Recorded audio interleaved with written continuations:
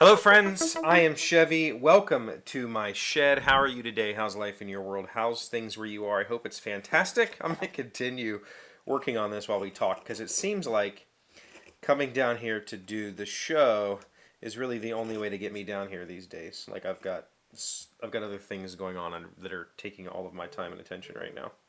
So, last night I played Heat for the first time. If you don't know what Heat is, it's a card-driven deck builder like racing game where the racing mechanics are pretty much the same to any other racing game, but the deck construction, building, shuffling, risking, like push your luck kind of stuff is the more interesting part. And we played it 5-player. It was very good, and I immediately saw the genius of it. But I also said at the end, I don't think I ever need to play it again. Like, I feel like I played it, and I get it. And at the same time, that was kind of a, like, haha, whatever. I get it. I'll definitely play it again if somebody wants to play it. But there's also this, like, legacy aspect, I suppose, where you can, like, take a car through a whole season and earn more upgrades, and I would love to try that, but we need to find a group of like 5 or 6 people that want to continually do that. So that's probably not going to happen. I don't have the time to go. I can't go to game night every week, so I'm out. I'm already excluded from that group. But what I learned from this, you saw the title of the video. So this game is shuffling a deck, drawing some cards. Cards have values. They're numbers. You go 2 spaces, 4 spaces, whatever. You have a shifter, so you can say what gear you're in. That determines how many cards you play.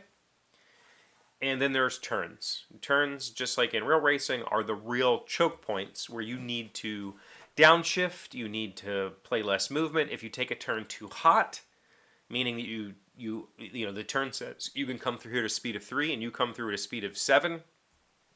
You're going to take a ton of heat, which you shuffle in. If you don't have any heat, you spin out. You lose your turn, basically. So, like, there's this push your luck mechanism of trying to get through the turn as quickly as possible, trying to stay ahead. And a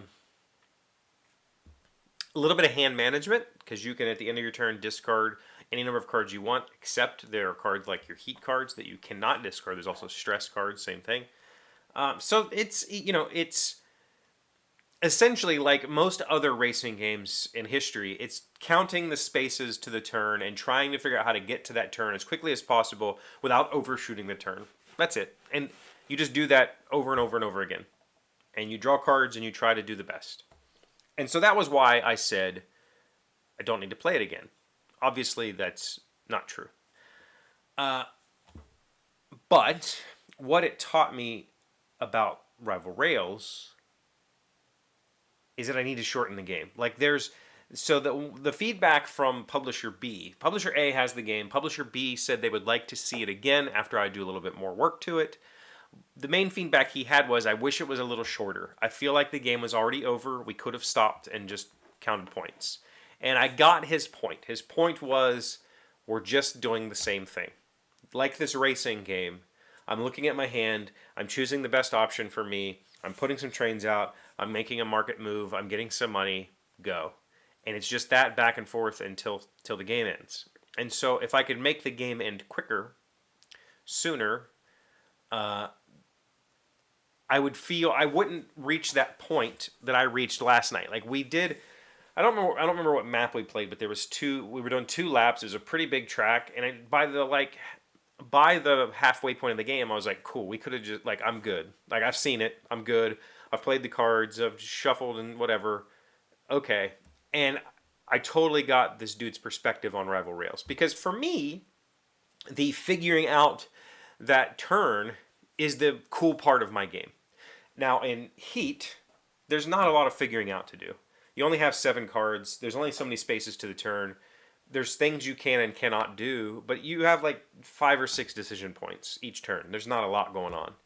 In my game, you have this hand of cards. You have to choose one of those to play, so that's a decision point. And then from there, you have dozens, hundreds. There's lots of options for how to play that out. And so for me, that's the part that I enjoy. I enjoy blocking other people out of places. I enjoy trying to reach a spot before my opponent. I enjoy in Rival Rails. There's this mechanic that's moving the market to your favor. The more shares you have in a company, when that company makes a connection to a city, you get a bigger market swing. And so trying to set that up so that when you hit that, whatever city, whatever color you're going for, whatever you're going to make the most payout, hitting that before your opponent becomes really important, like in my opinion. Of course, I lose the game a lot, so I might be wrong. But I try to set those big moves up so that if they later in the game they'll have a bigger payout and I'll go, ha, I got you, or whatever. That to me is the exciting part. But I totally saw it last night. Like, oh, this is just the same thing. There's no build up in either game. There's no build up in Heat. There's no build up in my game, right? I'm not working towards something. I'm not setting up a cool turn. I'm not doing a thing where I get to haha. There are going to be haha moments, and there are going to be instances where I draw random cards and cool stuff happens in Heat. But I'm not building towards that. I'm just hoping for it. I'm hoping for it to happen. And so games like that, a lot of abstract strategy games are like that. You're not building towards something. You're hoping to have the moment when you get to go, ha, I do the thing and now I've got advantage. And I think I need to shorten.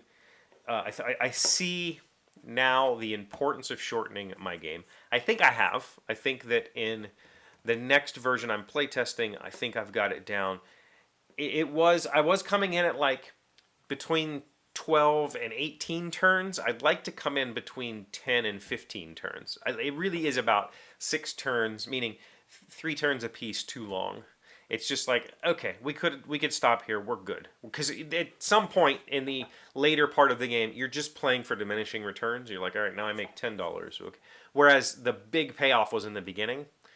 You're now just scraping by, trying to make a couple of bucks, and it doesn't really impact the final scores that much. There are ways to do a little bit more interesting stuff, but you're earning a fraction of what you earned in the beginning. So the game does need to stop faster. I think I got that figured out. I think it's going to make things more interesting. But until I felt that moment in Heat last night where it was like, okay, I get it. Like, we can move on now. And I'm going to be the guy. I'm going to say it. There was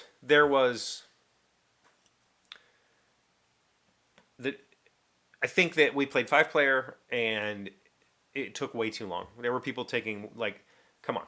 There's really not much going on here. Just pick 3 cards and let's go, right?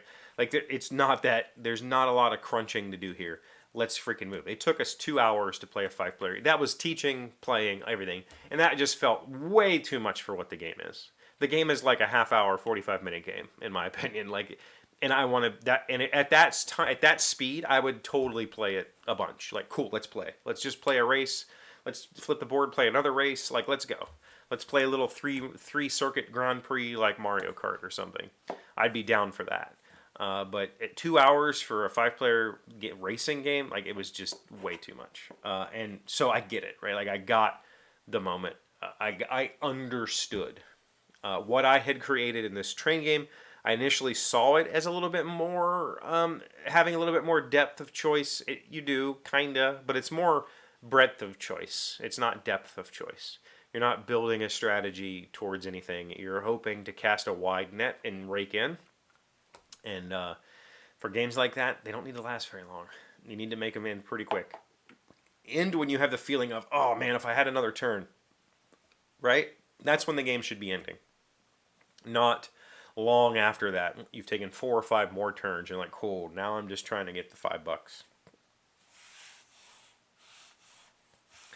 This is why we played lots of games, I think. This is the importance of playing all of the things, of trying everything. And I'm definitely not one to chase the new game.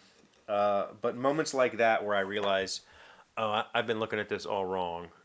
That's when I really enjoy playing games that I normally wouldn't play. Heat's not my game. I normally wouldn't have played it.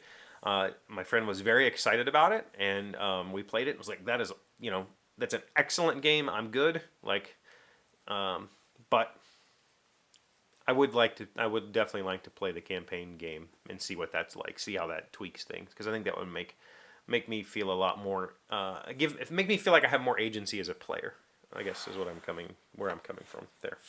I don't know what I'm saying. Thank you for being here as always. Thank you for liking, commenting, subscribing, being amazing friends and wonderful people. I really appreciate you.